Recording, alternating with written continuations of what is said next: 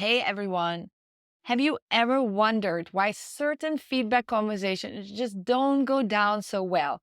Maybe you've been on the receiving end and have had terrible feedback situations with your own manager. Or maybe you are a manager that is looking to give really great feedback, but you feel that people aren't really acting upon your feedback. Let's dive in to see what are some things that typically can go wrong and how you can avoid any of this to happen in the conversations that you have with your team. One of the reasons feedback sessions fail is because the person giving the feedback is just not prepared. Now, of course, we're all talking about giving on the spot feedback, giving feedback in the moment when it's happening, fast feedback, often feedback, frequent feedback. But when you do that, you still got to fall back on a structured step-by-step way to provide feedback. If you are not confident that you master those steps in giving feedback, you should be careful to give feedback on the spot because a lot of it will fall flat. You want to make sure you prepare. Preparation doesn't take ages, it doesn't take hours. Sometimes it just takes 5 minutes, 4 minutes to think, okay, let me organize my thoughts. Actually, all you want to do is organize your thoughts. And when you're trained in following certain frameworks, you know, okay, I'm organizing my thoughts. That means I got to stick first with what are the observations I've had? What is the behavior that I have seen? How has that impacted me? Then what are different explanations I can find for this? What questions do I want to ask the person about the observations that I've had? And what are potential solutions? Now, I can do all of that within a minute or two. Also, because I'm trained to give feedback for many, many, many years. You will get there, you will get trained, but make sure when you give feedback in your head, you have organized your thoughts and you can give it in a very structured, calm, articulated way. Preparation is key. Another reason that feedback conversations don't go down well is because they lack specificity.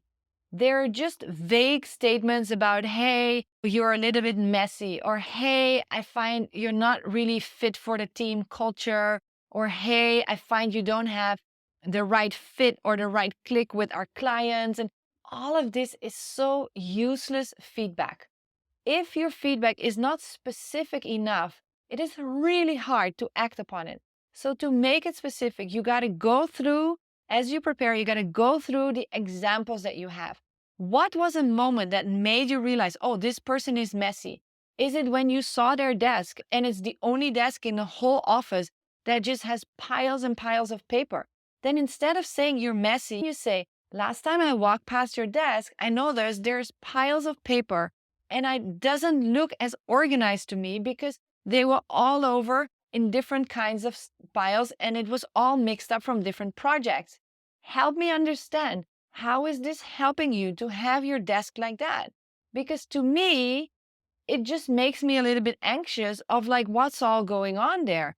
And I'd be easy to think that you're quite messy and unorganized, but maybe there is a system going on that I'm just not understanding.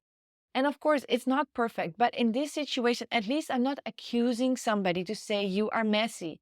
I'm sharing some observations, and from those observations, I'm opening up as a conversation. Another example, instead of saying you are sloppy, you don't deliver, you don't do this and that, you can say, hey, last time we both went together to this client and we promised this client that we would send a follow-up email by the end of the week. On Monday, you still hadn't sent that email. Now, to me, the impact that it has is that I'm getting the sense that it may not look like a priority to you, or you may not see why it's important for our clients that we quickly follow up. And it leaves me a bit confused, like what is behind this? Help me understand. What was a reason that you didn't send that by end of the week, and yet on Monday it still wasn't sent? Help me understand, what was it? Like, I truly want to understand. I want to make sure that I get what's behind that rather than just telling you, hey, fix that. Because just fixing it is not going to change anything. So you can see, and again, it's not perfect, but I'm trying to have that conversation about what is going on and why are people acting the way they are, and to be very specific in my feedback and in my observations. What also goes wrong in feedback conversations is that we are focusing too much on critique and not on growth, which means we're focusing on things that went wrong and we want to understand why did it go wrong. Why did you do this? What made you do that? What made you say that? Why did you think it was a great idea to say that? Why didn't you do this? So we're all backward looking. But great feedback conversations are forward looking. We're looking at growth. Hey, help me understand when you didn't send that to the client on Friday and you didn't send it even by Monday.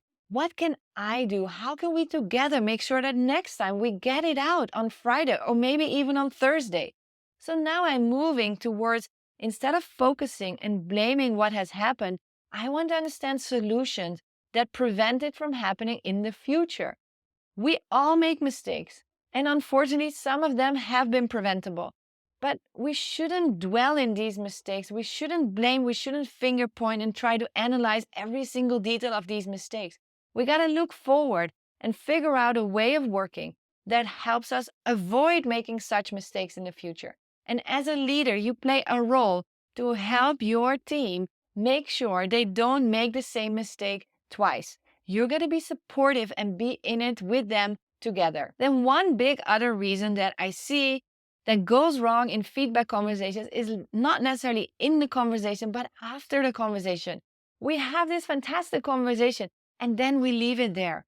We don't follow up. We don't send an email to say, hey, we discussed A, B, and C, and we commit this and that. We don't agree on when is the next conversation. We don't agree on timelines and expectations. Hey, by the end of the month, can I expect that this and this and this has been improved? If you don't align on expectations after this conversation, then how are you going to make sure that anything that you have discussed is actually going to be implemented, is going to be something that you can monitor the progress on, or that you will really feel confident is going to be changed?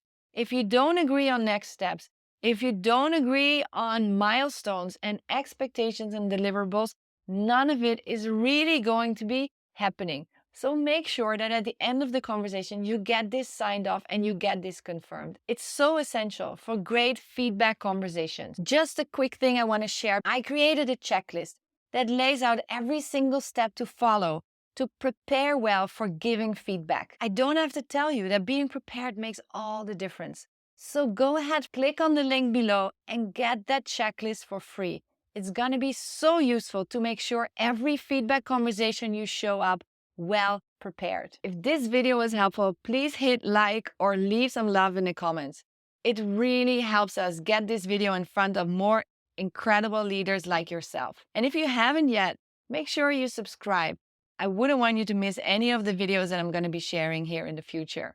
Thank you so much for being here. Your support means the world.